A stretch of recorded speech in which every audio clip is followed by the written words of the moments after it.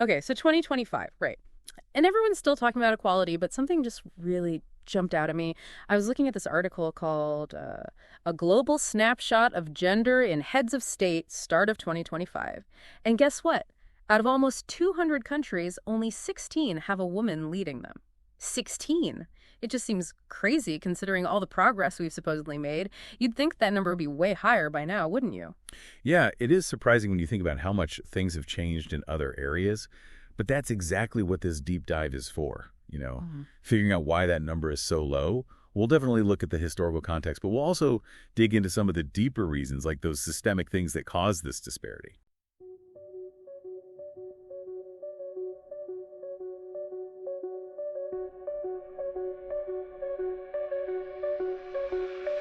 Data on the screen, numbers come alive. Male, female flows where the patterns thrive. Visual charts, public colors unify. Gender decoded, bringing truth to light. Small drum fill.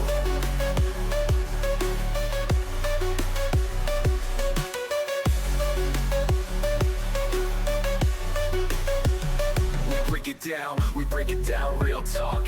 Trends unveiling, facts from every block. Here's your insight, watch the data glide. Gender decoded, let the beats collide.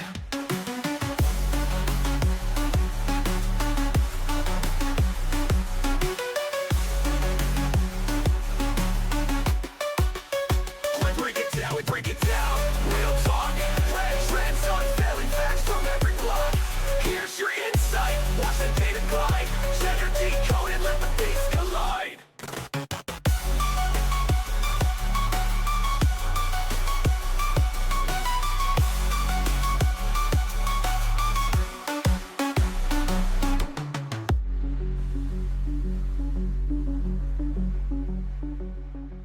All right, so let's imagine something. Like, picture a world map, right? And each country is colored in based on the gender of their leader. Would it be a pretty even split? What do you think? You'd think so, right? Yeah. Especially in 2025. Yeah, you'd think so. Well, today we are diving into the world of global leadership and taking a look at how that gender breakdown actually shakes out. We're going to be looking at some stats and different perspectives and even a few mind-blowing facts. I think the interesting thing is that we get to visualize this. Seeing this on a map really drives home that disparity. For sure, yeah. Out of almost 200 countries, we're starting 2025 with only 16 female heads of state. Compare that to 176 with male leaders. Yeah, that's a big difference. It is a big difference. And this isn't just about men versus women either. The map also includes places with shared leadership and even a few with disputed claims. Before we dive into all that, I'm curious about the historical context. How did we even get here? I mean, were things always this skewed? Well, thinking back a few centuries, it was much worse. Okay. Monarchies and male heirs inheriting power. I mean, these systems cemented male dominance for centuries. Yeah, that makes sense. Those precedents really cast a long shadow. But wait, didn't we also have some really remarkable female monarchs, like, throughout history? I mean, what about people like Queen Elizabeth or Catherine the Great? Oh, yeah, absolutely. Definitely exceptions, but powerful ones. Those women really defined those norms. And they showed that women could rule effectively. Yeah. So centuries of male leadership. But then things started to shift in the 20th century, right? Yeah, the mid-20th century was significant. More women were taking on those roles, like becoming prime ministers and presidents. Interesting. And this kind of coincided with all those social movements advocating for equality. Ah, okay. So it wasn't a coincidence. Right, not at all. Right. So by 2025, every single region in the world has had a female head of state at some point. That's correct. Every region. That feels significant. It is a marker of progress. But 16 out of nearly 200 really shows we have so far to go. Yeah, it's like we're on the right path, but it's a long road ahead. Yeah. I want to talk about the different perspectives we mentioned before. Starting with women. What are some of the unique experiences and challenges women face as leaders? Well, the first thing is they become such powerful role models, especially in societies where women haven't historically been encouraged to be leaders. Right. Seeing someone who looks like you can really encourage other women. It's that whole idea of you can't be what you can't see, right? Exactly. And beyond that, studies show that when women hold these offices, there can be a shift in focus in terms of policy. More focus on education, Yeah. healthcare, and even things like gender-based violence. Yeah, it makes sense. Different perspectives lead to different priorities. But it's not always easy, is it? I mean, they still face a lot of bias. It's true. They really do face double standards, more focus on their appearance, family life, even personality, Right. labeled emotional or bossy, when those same traits in a man might be seen as strong or decisive. Yeah. Yeah, definitely a reminder that there's still a lot of work to do. Okay, I want to switch gears for a moment. What factors might be contributing to the overrepresentation of men in these positions? Part of it goes back to that history we talked about. The existing power structures, the networks, funding, they all tend to be more accessible to men. So it's like a built-in advantage. Yeah, you could say that. And, there are still those cultural assumptions that link authority and masculinity. Yeah, so it's easier for them to be seen as natural leaders. Right. But it's not all doom and gloom, right?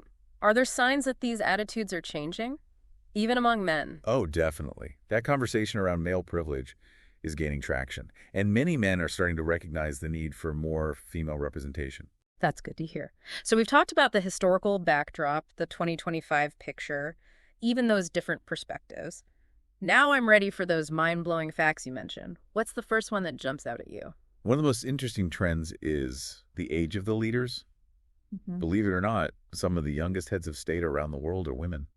Oh, wow. It seems like we're seeing a new generation rising pretty rapidly. That's pretty interesting. It really suggests that there's a generational shift happening. But what about the other end of the spectrum?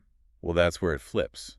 The oldest heads of state tend to be men, probably reflecting that historical advantage and their longer careers.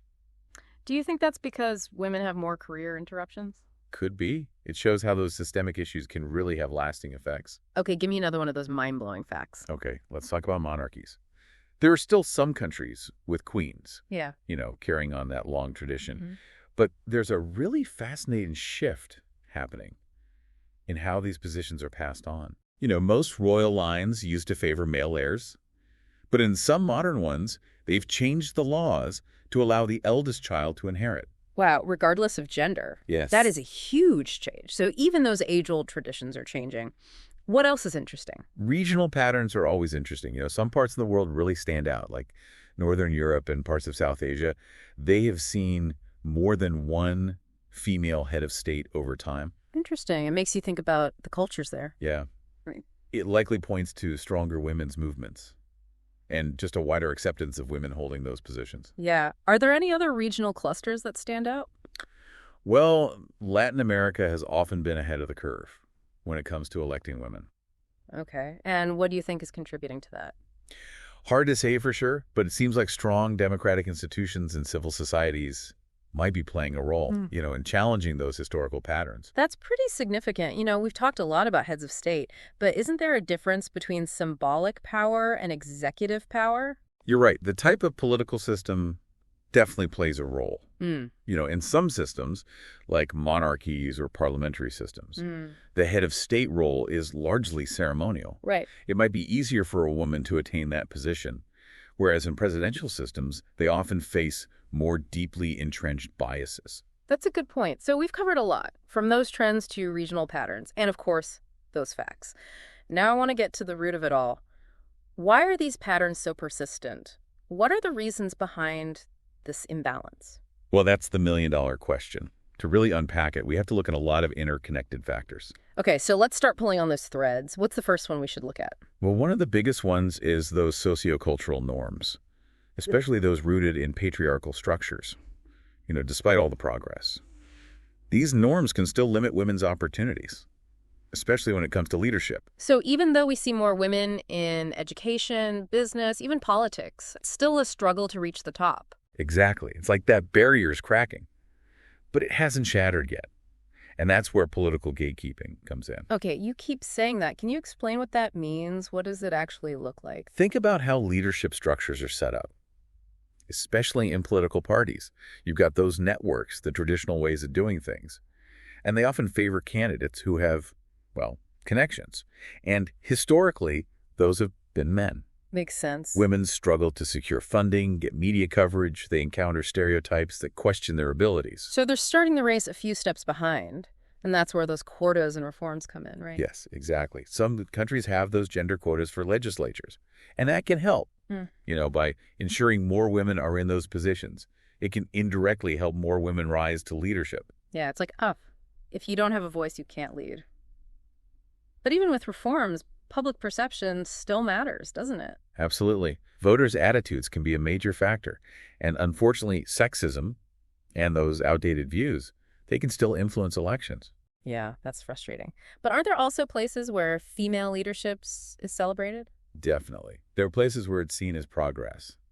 And those attitudes can make a huge difference. It all comes back to those role models. The more we see it, the more normal it becomes. Exactly. Visibility is so important. And we can't forget about the impact of feminist movements. They're working hard to challenge those norms, and they're helping to shape future leaders. It's like those waves of activism really create change. For sure. And when we look at that 2025 map, Yeah. it really reflects both the progress and the challenges. Okay, so we've unpacked some of the root causes. What's the biggest takeaway? What should people be thinking about after this?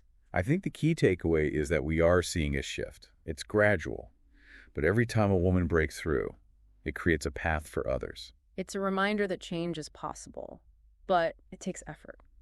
So, to wrap things up, what's one question our listeners can ponder? What impact do you think this could have on the world stage? How might it change things like policy, international relations, even what it means to be a powerful leader? Yeah. Wow, those are some big questions, but that's what makes it so interesting, right? Yeah, it really makes you think about what's next. And as we wrap up, I'm thinking about how much we've covered. We had that snapshot, the history, and we really got into some deep stuff all in one deep dive. It's been a journey. And it's not just about information, right? It's about sparking curiosity. Sure. I think we did that today. Yeah. Challenged some assumptions, uncovered some trends, maybe even got people thinking about things they hadn't before. Exactly. It's been great having you on this deep dive. Thanks for having me. So to our listener, we challenge you to keep learning, keep asking those questions, and keep pushing for a future where leadership really reflects everyone. Because a world with more balanced leadership is a world that benefits everyone. And that's it for this deep dive. Thanks for joining us. And until next time, keep exploring.